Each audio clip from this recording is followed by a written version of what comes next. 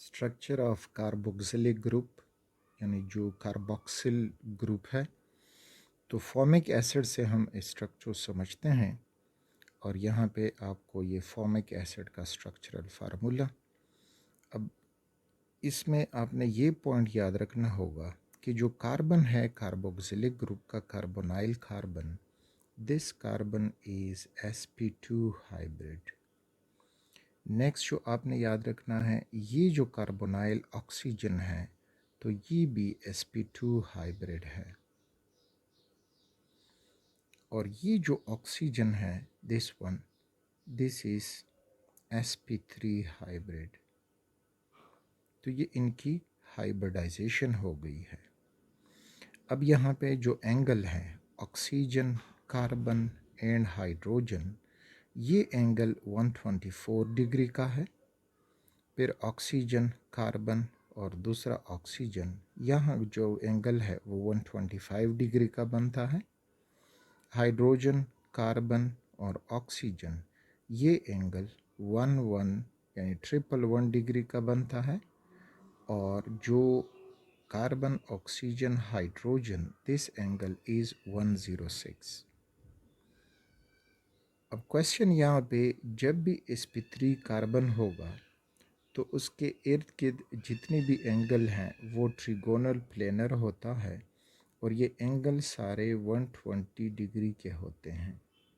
लेकिन यहाँ पे एंगल जो है वो चेंज हो गए हैं। दिस इज़ बिकॉज यहाँ पे ऑक्सीजन और हाइड्रोजन है, हाइड्रोजन का साइज़ छोटा है, तो छोटे साइज़ की वजह से इस एंगल में फ़र्क आएगा। दूसरी तरफ ऑक्सीजन है और इस साइड पे ऑक्सीजन है। अब दोनों ऑक्सीजन का साइज़ मज़ीद बढ़ गया है या फुल OH ग्रुप है, तो इस वजह से एंगल मज़ीद वाइड हो जाएगा और बाकी एंगल जो है वो यहाँ पे 111 डिग्री का रह जाएगा। नेक्स्ट जो ये एंगल है बिटवीन दी ऑक्सीजन जो sp3 हाइब्रिड है, पानी में ये एंगल 104.5 डिग्री का होता है और अल्कोहल में ये 108 डिग्री का होता है, लेकिन यहाँ 106 डिग्री का है।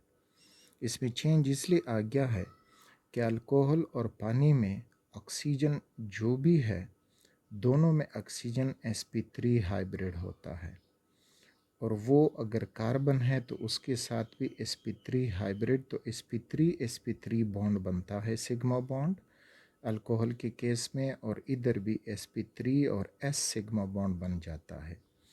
वाटर के केस पे एक तरफ ऑक्सीजन का sp3 और हाइड्रोजन का s ऑर्बिटल सिग्मा बॉन्ड और इधर भी s ऑर्बिटल सिग्मा बॉन्ड।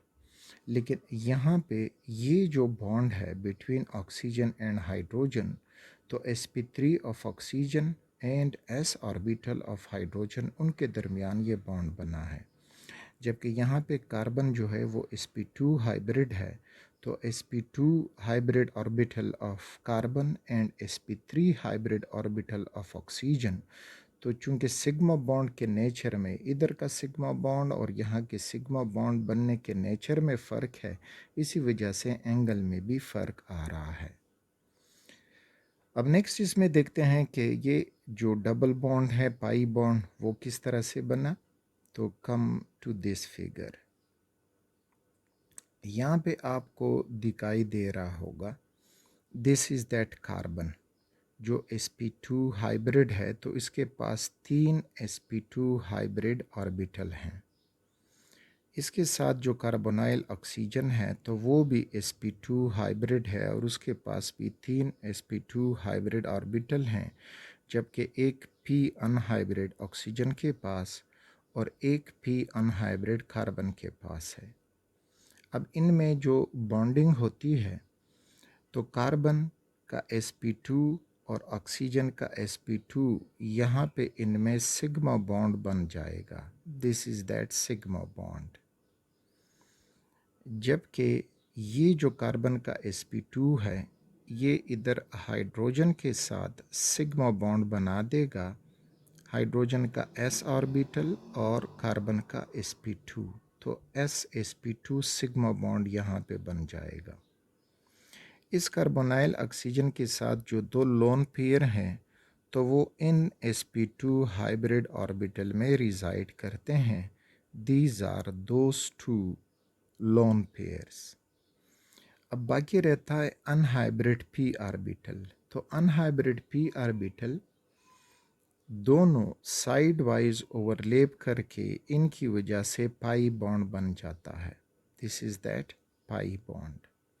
यहाँ पे आपको ये दिखाई दे रहा होगा carbon oxygen sigma bond and then carbon oxygen pi bond with lone pairs with oxygen, और ये कार्बन की तरफ हाइड्रोजन के साथ सिग्मा बॉन्ड।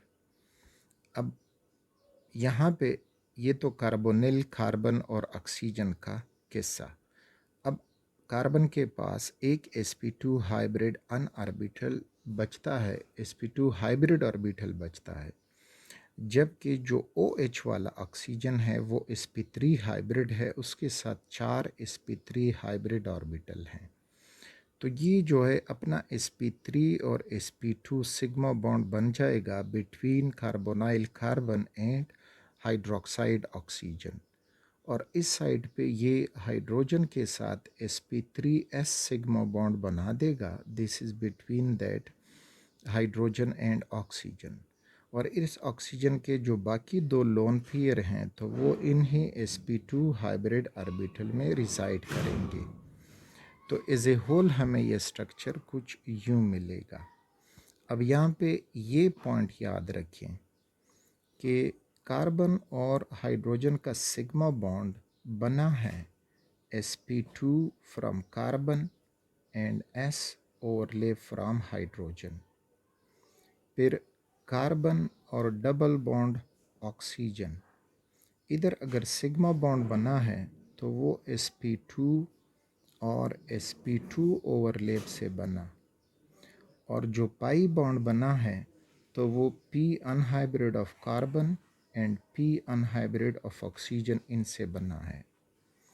नेक्स्ट इधर जो कार्बन बॉन्ड ऑक्सीजन है यानी OH वाला बॉन्ड, तो ये अब कार्बन का sp2 हाइब्रिड ऑर्बिटल और ऑक्सीजन का sp3 हाइब्रिड ऑर्बिटल, इनके ओवरलैपिंग से ये सिग्मा बॉन्ड बना है। जो बाकी रहता है तो वो है ऑक्सीजन और हाइड्रोजन का सिग्मा बॉन्ड, तो वो ऑक्सीजन का sp3 और हाइड्रोजन का s ऑर्बिटल, तो उनसे ये सिग्मा बॉन्ड बन गया है। अब इनमें अगर हम लेंथ देख लें कि लेंथ में क्या हमें मिलेगा, so carbon oxygen double bond is 122 picometre, carbon hydrogen sigma bond is 96 picometre, carbon oxygen bond towards the OH तो वो है 134 पिकोमीटर, और oxygen hydrogen sigma bond that is 108 picometre. Again bonding में अगर हमें ये फ़र्क मिल रहा है कि सारे बॉन्ड डिफरेंट लेंथ के हैं क्योंकि सारे बॉन्ड डिफरेंट सिचुएशन में बने हैं, और अगर हम कहें कि कार्बन ऑक्सीजन सिंगल बॉन्ड है, कार्बन ऑक्सीजन डबल बॉन्ड है, तो इसमें एटम्स के नेचर भी डिफरेंट हैं, हाइब्रिड नेचर उनका डिफरेंट है, तो इस वजह से लेंथ भी हमें डिफरेंट मिल रहे हैं। यहाँ पे जो सिग्मा बॉन्ड है वो sp हाइब्रिडाइजेशन से बना है। यहाँ पे ये जो बॉन्ड है s of hydrogen and sp2 of carbon, इनसे बना है। यहाँ पे ये जो बना है so this is sp2 hybrid of carbon और sp3 hybrid of this oxygen, तो इनसे बना है।